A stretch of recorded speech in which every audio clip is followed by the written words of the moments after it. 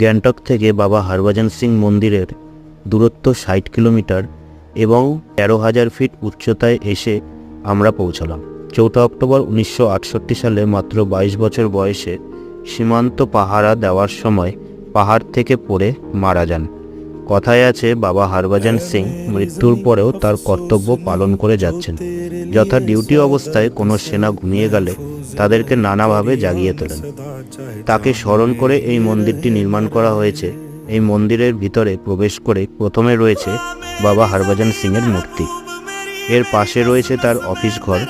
Office ঘরের ভিতরে রয়েছে একটি টেবিল চেয়ার, টেবিলে কিছু ফাইলপত্র।